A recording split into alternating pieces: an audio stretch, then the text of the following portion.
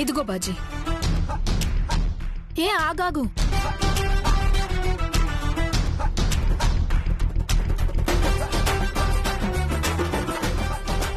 ఏంటి? నేను చేసిన వంట రుచి చూసి మీరందరూ మెచ్చుకోవడం కళ్యాణి చెవులారా వినాలి.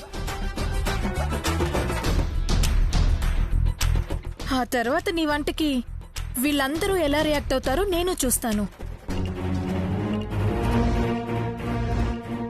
వంటల పోటీ పెట్టుకున్నట్టు ఏమిటిది? నిజంగానే పోటీ అనుకోండి నాయనమ్మా. నానమ్మా,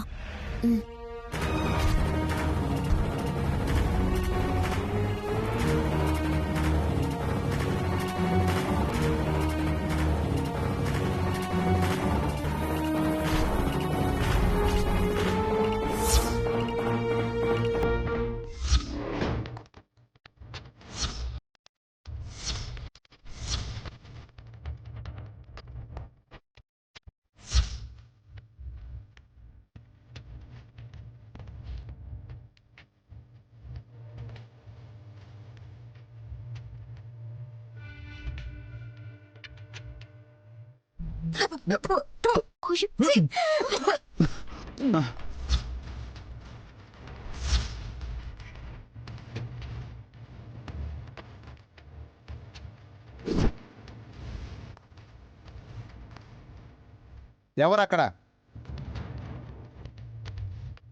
నా అశ్వాన్ని సిద్ధం చేయండి. వంకాయ తోటలో వేటకు వెళ్ళవలను.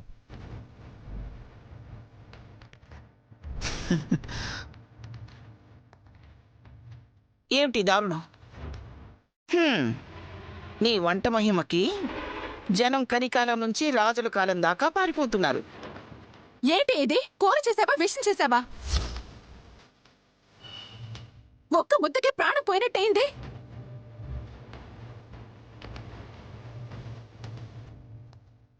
పాపం ఆ బాజీగాడికి ఏకంగా మైండే పోయింది. వాసన అంత బాగుంటే మీరందరూ అలా అంటారేంటి? కావాలనే మీరందరూ కలిసి నన్ను ఏడిపిస్తున్నారు. అబ్బో, గొడ్డి తెచ్చి అందులో అంత మసాలా వేసిన వాసన గుమగుమలాడుతుంది. తిన్న తర్వాత కదా తెలిసేది అది గడ్డి అని.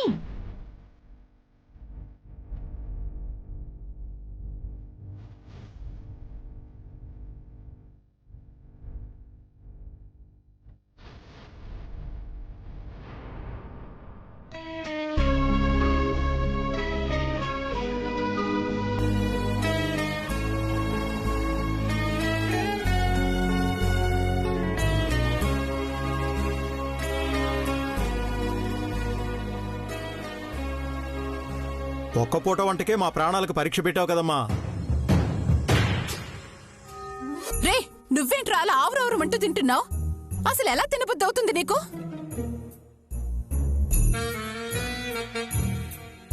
అంటే అమ్మా, పాపం కష్టపడి వండింది కదా, పైగా అన్నం ముందు నుంచి లేవకూడదని నువ్వే చెప్తావు కదా.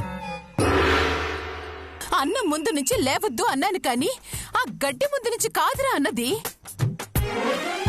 చాలే తిన్న కాడికి. నీకేదైనా అయితే నేను అల్లాడాలి. పర్లేదులే అమ్మా. వద్దని చెప్తున్నాను కదరా. అయ్యో, ఇది తినడం కంటే పస్తులుండటం మేలు. ఇంకా ఎందుకు ఇవన్నీ? తీసుకెళ్లి ముస్టాడికెయ్యు.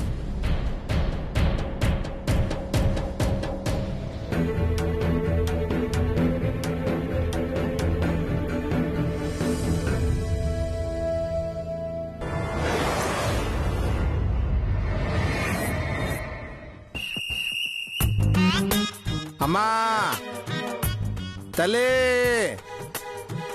అమ్మా తల్లి, సాయంత్రం నుండి మీరు వండే గుత్తి వంకాయ కూర కోసం ఎదురు చూస్తున్నానమ్మా. ఓ ముద్ద పెట్టండి అమ్మా.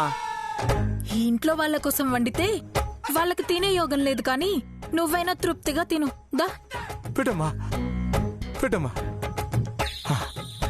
పెట్టమ్మా.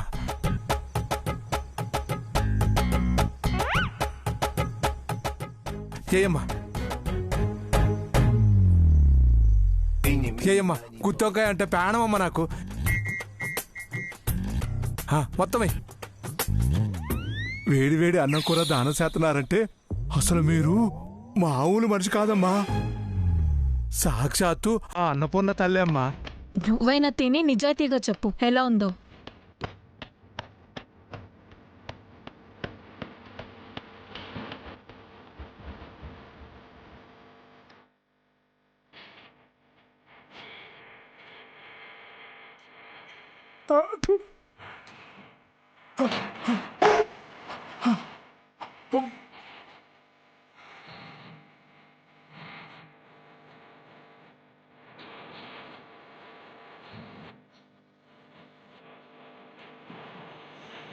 చిచ్చి,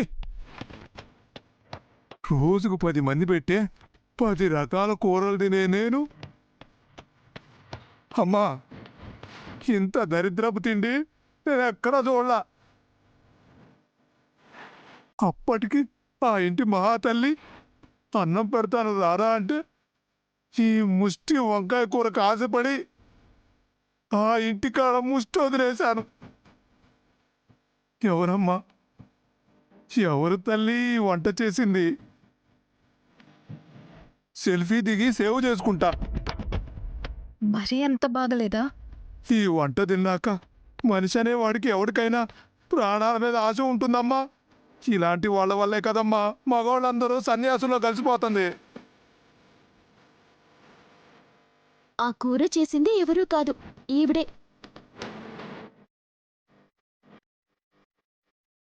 మరి అంత ఇబ్బందిగా ఉందా? మొత్తం ముట్టుకోగానే చచ్చిపోవాలనిపించిందమ్మా.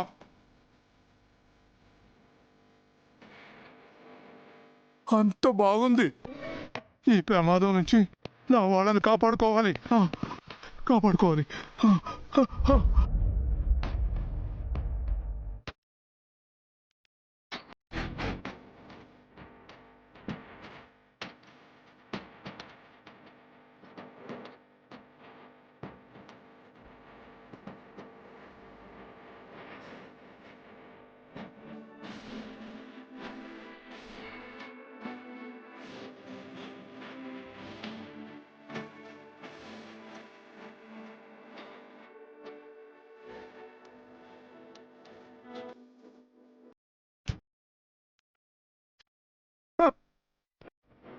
అమ్మా, గుత్తంకాయ గుత్తంకాయ.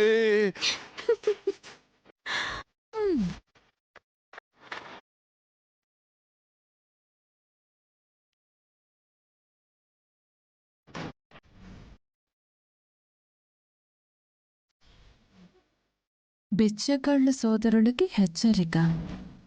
ఈ ఇంటి ముందు నిలబడి అడుక్కొని మీ చావుని మీరే కొని తెచ్చుకోవద్దు. ఏ బిచ్చగాడు ఈ ఇంటి ముందు అడుక్కోవద్దని మనవి. ఇట్లు ఓ బాధిత బిచ్చగాడు.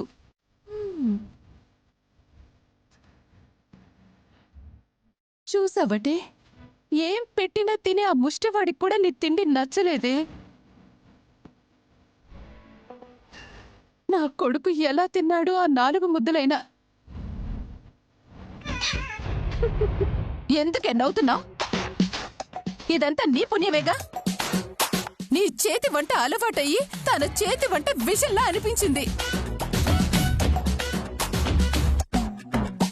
అరే బాజీ, ఆ కొట్టు దాకా పోయి ఓ 2 బన్నులన్నా తీసుకురారా. నేను మా ఆయన పాలలో అత్తుకొని తింటాము. అడ్డులనే మాత ఆజ్ఞ.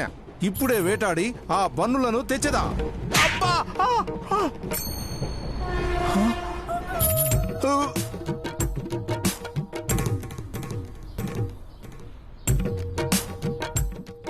ఏమైందమ్మా?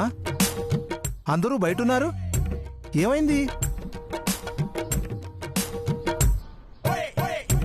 నీకు జరిగింది చెప్పే ఓపిక లేదు గాని వెళ్ళి 4 బన్నులు తీసుకురా, తలా ఒకటి తిందాం. అదేంటమ్మా, అమ్మాయి గారు చేసిన వంకాయ కూర ఉందిగా. అదే, అయ్యో! ఓ కూర గురించి ఇంకొకసారి మాట్లాడావంటే వంటినందుకు దాన్ని, ఆ వంకాయలు తెచ్చినందుకు నిన్ను ఇద్దరిని కలిపి చంపేస్తాను. దమయంతి, దమయంతి, నా మాట విను. వదిలేండమ్మా. ఈడ్ని చంపేస్తాను. అర్థమైందమ్మా, బన్ను కావాలంతే కదా తెస్తాను. అమ్మా వసే, కోర్టు నుంచి ఆర్డర్లు తెచ్చుకోవడం కాదే, మొగుడికి మంచి తిండి ఎలా పెట్టాలి, బిడ్డని ఎలా పెంచాలో నేర్చుకో. అమ్మా నాకు ఓపిక లేదు, కొంచెం నన్ను లోపలికి తీసుకెళ్ళండి. రాదమయంతి,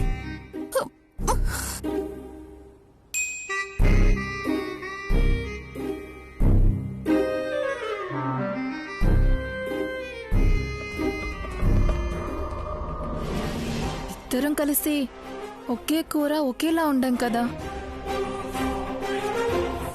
నా కూరని ఎందుకు తిడుతున్నారు? నీ కూరని ఎలా తిన్నారు? నువ్వేదో చేశావు, నేను చిన్న మాయ చేశాను. మాయ అయినా ఆఫీసర్ తిన్న 4 ముద్దలు కూడా నువ్వు వండింది కాదు, ప్రేమతో నేను వండింది.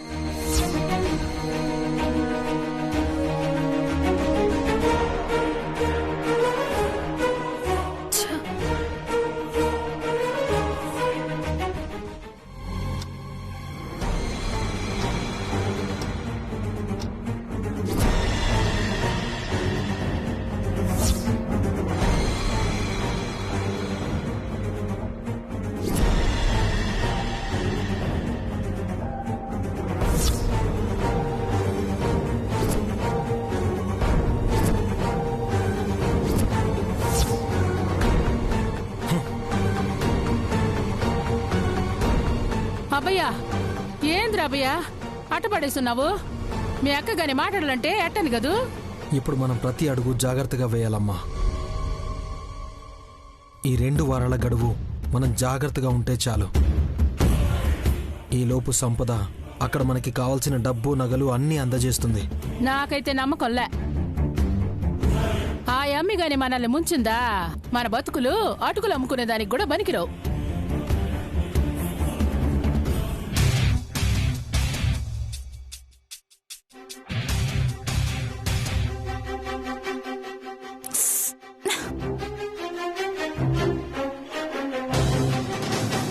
నో డౌట్ శ్రీనివాస్ గారు, ఆ సిద్ధు గారి నంబర్ కలవడం లేదు. అంటే వాడి నంబర్ మార్చేసి ఉంటాడు. వాడు మన అటాక్ నుంచి తప్పించుకున్నాడు కాబట్టి ఇల్లు మార్చేసి ఉంటాడు. ఇంకా నయం, కాస్తుంటే నేను ఇరుక్కుపోయేదాన్ని.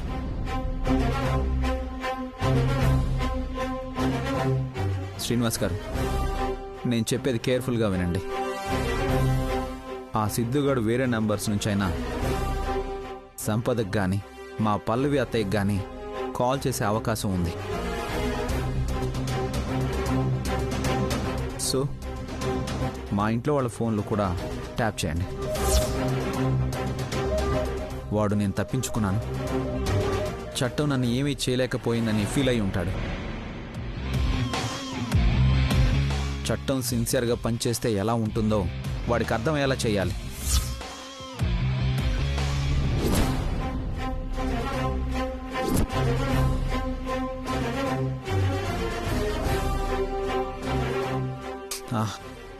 తప్పదు కదా శ్రీనివాస్ గారు, న్యాయాన్ని మనం గౌరవించాలి. అందుకే కోర్టు తీర్పుకు తల వంచి నా మొదటి భార్యని తెచ్చుకున్నాను. కానీ జాబ్ లేకపోవడం వల్ల ఇటు ఇంటి మెయింటెనెన్స్కి అటు కళ్యాణి మెయింటెనెన్స్కి కొంత ఇవ్వాలి కదా.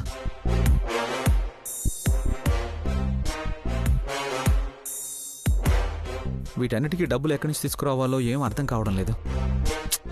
ఓకే, నేను మళ్ళీ కాల్ చేస్తాను.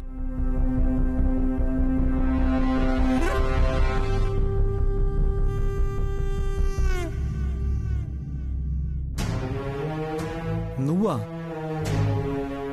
ఏంటి? జాబ్ లేదు, డబ్బులు లేవని అంత బాధపడటం ఎందుకు? మీ అమ్మ 7 వారాల నగలున్నాయి కదా, వాటిని అమ్మో తాకట్టు పెట్టో డబ్బులు తీసుకురావచ్చు కదా. ఆ నగలు ఇంకా ఎక్కడున్నాయి? ఏమయ్యాయి? నువ్వు సిద్ధు కలిసి గతంలో ఆ నగల్ని దోచుకోవాలి అనుకున్నప్పుడు కళ్యాణి తెలివిగా తన పేరుతో లాకర్లో పెట్టింది. తను లాకర్లో పెట్టినప్పుడు తీయించడం ఎంతసేపు? తీసివ్వమని చెప్పు. ఎలా ఎలా అడగమంటావు? నన్ను కాదని నా పాటికి నన్ను వదిలేసి తన పుట్టింటికి వెళ్ళిపోయింది కళ్యాణి. నేను దిగజారి సాయం అడగాల? No, never never.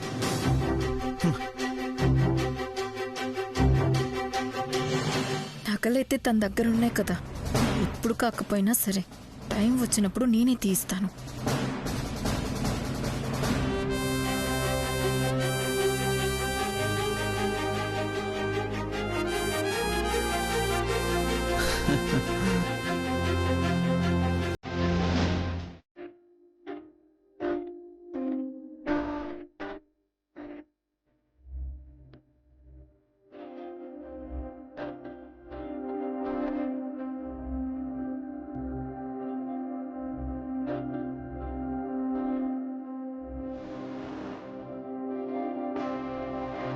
ఈ పాయసం చేయటం అత్తయ్య గాని సంపద గాని చూశారంటే లేనిపోని గొడవ అవుతుంది.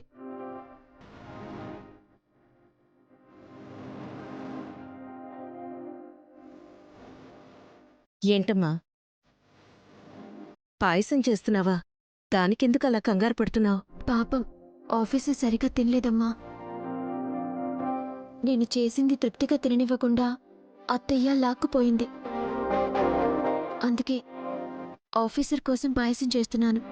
కానీ వాళ్ళెవరైనా చూస్తే గొడవ అవుతుందని కంగారు పడుతున్నాను. బాగుందమ్మా. నువ్వేమో 24 గంటలు శౌర్య గురించి ఆలోచిస్తావు. శౌర్య ఏమో నీ గురించి ఆలోచించకుండా సంపదను తీసుకొచ్చి ఇంట్లో పెట్టాడు. అలాంటి మనిషి కోసం నువ్వింత కష్టపడటం అవసరమా చెప్పు? నానమ్మా, ఆఫీసర్కి నేనంటే ఎంత ప్రేముందో నాకు తెలుసు. కాకపోతే కొన్ని కారణాల వల్ల. ఏమిటమ్మా కారణాలు? నీ మెళ్ళో తాళి కట్టి నీ భవిష్యత్తుని పాడు చేశాడు. ఇప్పుడు నేను పుట్టింటికి పోయేలా చేసి ఆ సంపత్తో హాయిగా ఉంటానంటున్నాడు.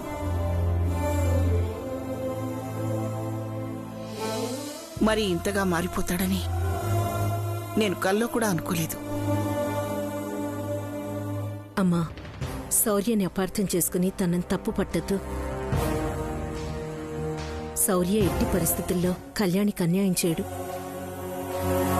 కళ్యాణి ఉండగా మళ్ళీ ఆ సంపదను తెచ్చుకోవటం, తనతో ఉండడం అన్యాయం చేయడం కాదా? నానమ్మా, కృష్ణుడి మాయని అర్థం చేసుకునేవాడికి అందులోని గొప్పతనం తెలుస్తుంది. మాయని మాత్రమే చూసేవాళ్లకి ఆయన మాయలోడుగా మాత్రమే కనిపిస్తాడని నువ్వే చెప్పావు, గుర్తుందా?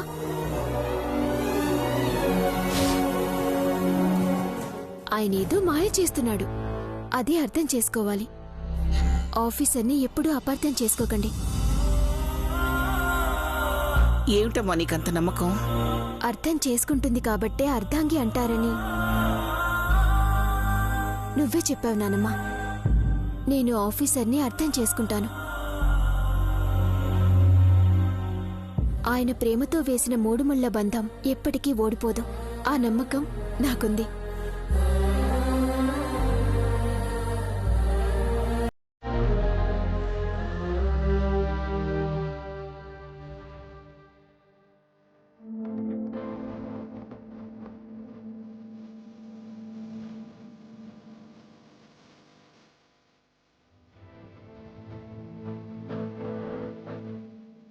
ఇంతగా నమ్మిన నా మనవరాలి నమ్మకం ఎప్పటికీ ఓడిపోకూడదు భగవంతుడా.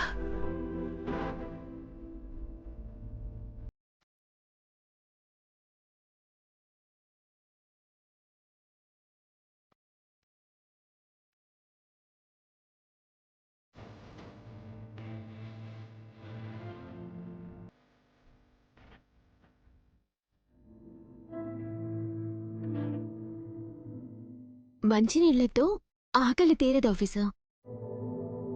తను చేసింది తినలేం, నువ్వు పెట్టింది తినివ్వలేదు.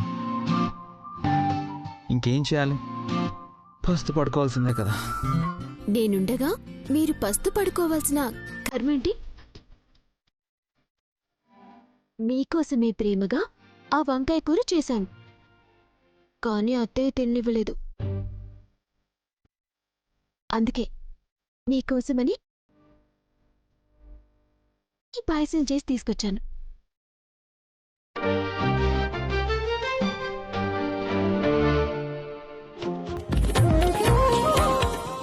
ఓ థ్యాంక్ యూ. నేనే తినిపిస్తానులేండి.